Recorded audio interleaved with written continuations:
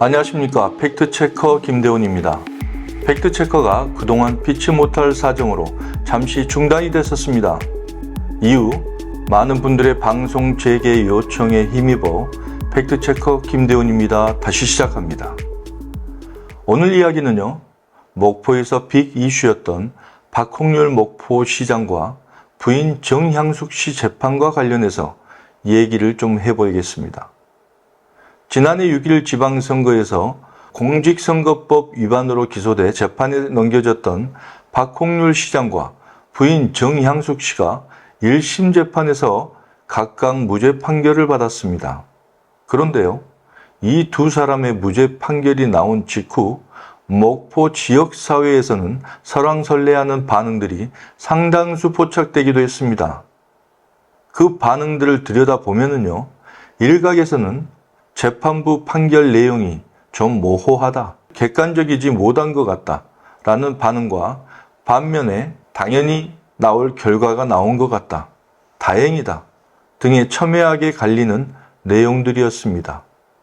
박홍률 시장의 재판은 곧 두 번째 라운드가 시작됩니다. 박홍률 시장에게 징역 1년을 구형했던 검찰이 항소를 했기 때문입니다. 그래서요, 오늘은 먼저 지난 7월 13일 목포지방법원에서 열린 1심 재판에서 무죄를 받은 박홍률 시장이 어떤 선거법 위반 혐의로 기소됐으며 검찰과 변호인단은 어떤 주장을 했는지 한번 살펴보겠습니다. 이번 1심 재판에서는요, 두 곳의 법무법인 변호사들과 부장판사 출신 등 6명의 탄탄한 변호인단이 꾸려져 허위사실 유포 혐의 3건에 대해 검찰과 유무죄를 두고 다퉜습니다. 네, 그럼 지난 6일 지방선거에서 성추행으로 고소됐던 박홍률 시장이 이와 관련해 허위사실을 공표했다는 검찰 주장에 대해 살펴보겠습니다. 자, 먼저 검사의 공소 이유입니다. 2022년 4월 20일 11시경 김대중 노벨 평화상 기념관에서 열린 무소속 출마 선언 기자회견에서 민주당 제명과 관련해 박홍률 시장이 성추행 고소권을 두고 한 발언입니다. 당시 했던 워딩입니다. 그거는 선거철 임박에서 나온 가짜 미투 사건이다.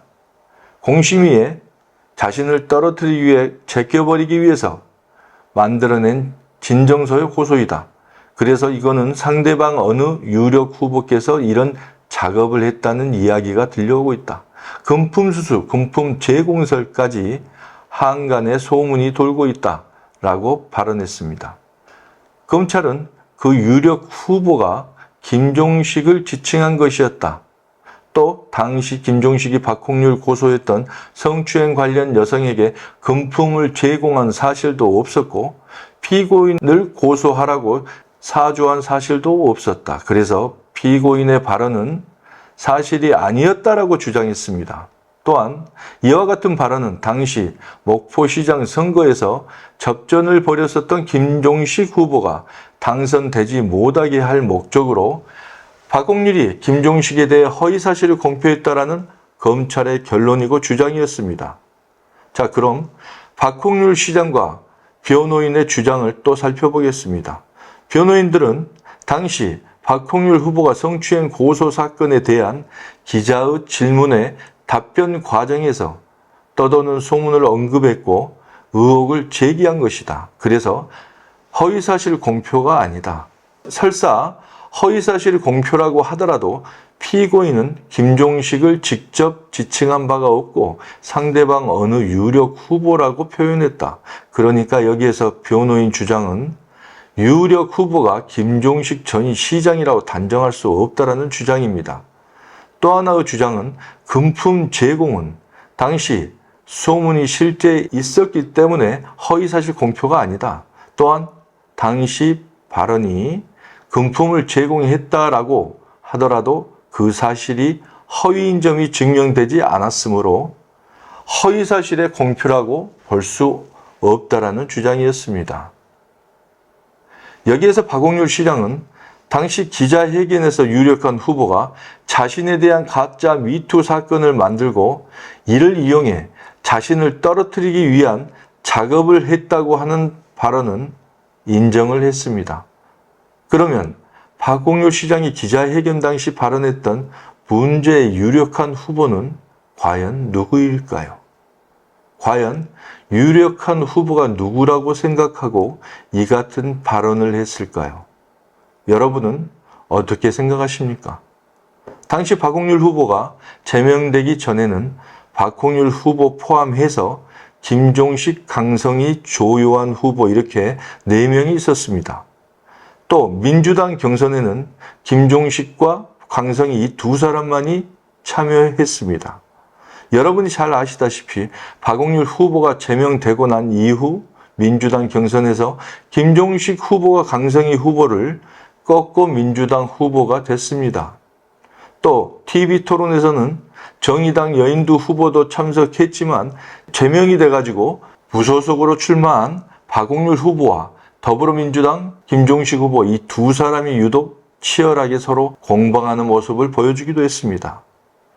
박홍률 시장에게 무죄를 선고한 1심 재판부는 그 이유를 이렇게 말했습니다. 여러분은 여기서 좀 더 귀를 더 기울이시고 잘 들으셔야 합니다. 팩트를 정리했습니다.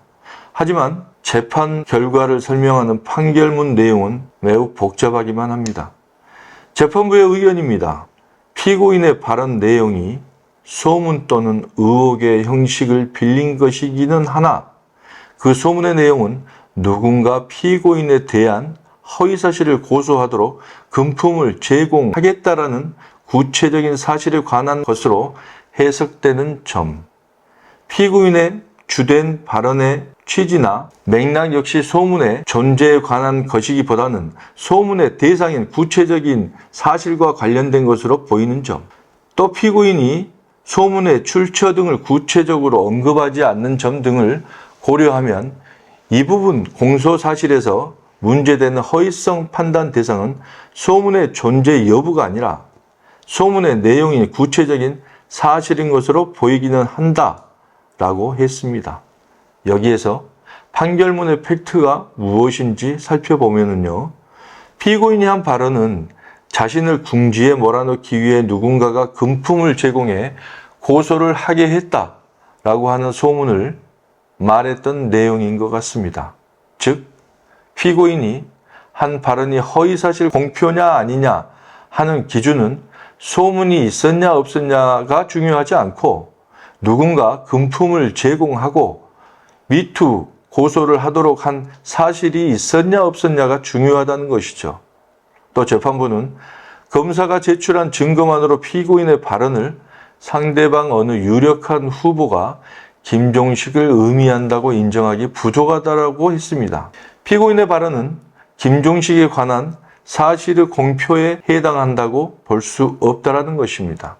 또 발언 당시 유력 후보자가 누구인지 실명이나 약칭도 언급하지 않았고 특정 후보자를 지시할 수 있는 직업, 나이, 소속, 정당 등 배경에 대한 어떠한 부가적인 실명이나 발언도 하지 않았다는 것이죠. 그래서 문제가 되지 않는다는 결론입니다. 제가 생각하기에는 그 유력한 후보가 누구인지 아주 쉽게 알 수 있을 것 같은데 말입니다. 그런데요, 재판부 판결 내용 중에는 이해하기 힘든 내용이 또 있었습니다. 재판부는 피고인이 발언 이전인 여기에서 발언은 4월 20일 무소속 출마 선언에서 문제의 발언입니다. 2022년 4월 11일경 기자회견에서 김종식을 유력한 상대 후보로 언급한 사실은 인정된다라고 말했습니다. 그러면 당시 박홍률 후보는 문제의 무소속 출마 기자회견 때 누구인지 알 수 없는 상대방 후보라는 발언에 앞서 그 이전에 김종식 후보를 유력한 상대 후보라고 표현했다는 거죠. 재판부는 그런데 피고인은 당시 유력한 상대 후보라는 표현을 할 때에는 목포시장 출마 예정자 가운데 보상금 1,300만 원, 지급까지 결정된 금품 살포 혐의로 당선 무효형에 해당하는 사건을 비롯해 무려 3건이나 선관위로부터 고발당한 유력한 상대 후보라는 기술적인 문구를 더하여 발언했다. 이 경우 위 기술 내용에 따르면 그 서술 조건을 충족하는 유력한 상대 후보는 김종식이 분명하므로 4월 10일경 당시 발언한 유력한 상대 후보라는 표현은 김종식을 지칭하는 것으로 해석할 수 있었다라고 단정을 했습니다. 다시 종합적으로 정리하자면요. 4월 11일 발언했던 유력 후보는 김종식 전 시장이 맞다는 거죠. 그러나 허위사실 공표 논란이 있었던 문제의 4월 20일 유력 후보는 부가적 설명이 없었기 때문에 김종식 전 시장을 유력 후보라고 확정 지을 수 없다는 겁니다. 그럼 여러분은 어떻게 생각하십니까? 정말 궁금하지 않으십니까? 20일 날 발언했던 상대 유력 후보는 그럼 과연 누구일까요? 결국 재판부의 결론은 검사의 공소 사실에 대해 피고인의 발언은 김종식에 관한 사실의 공표로 볼 수 없고 피고인이 김종식이 당선되지 못하게 할 목적으로 발언을 하였다고 인정하기 어렵다. 피고인의 나머지 주장을 더 나아가 살펴볼 필요 없이 이 부분 공소사실은 범죄의 증명이 없는 경우에 해당된다라고 이유를 설명하고 7월 13일 박홍률 시장의 공직선거법 위반 혐의에 대해 무죄 판결을 내렸습니다. 사회적 정의를 지키기 위해서는 누구든 예외가 있어서는 안 됩니다. 또한 그 적용에 있어서 상식적인 보편 타당함이 근간이 되어야 합니다. 다시 말해서 법적인 해석 이전에 상식선에서 누구나 그럴만하다고 인정할 수 있어야 한다는 것입니다. 징역 1년을 구형했었던 검찰은 7월 25일 항소를 했습니다. 검찰의 항소가 받아들여진다면 광주고등법원에서 공직선거법 위반의 유무죄를 두고 다시 한번 다투게 됩니다. 김대원의 팩트체커에서는 재판부의 알쏭달쏭 복잡하고 어려운 판결의 팩트를 여러분들에게 전달하기 위해 노력했습니다. 다음 시간에는요, 1심 재판에서 다뤘던 마세도시 입간판 허위사실 공표, 공소사실에 대한 내용과 박홍률 후보 제명 종용 관련해서 허위사실 공표와 안규백 국회의원에 대한 명예훼손 공소사실에 대해 살펴보겠습니다. 팩트체커 김대훈입니다는 앞으로 중단하지 않겠습니다. 여러분의 많은 격려와 구독, 좋아요 많이 눌러주시길 바랍니다. 감사합니다.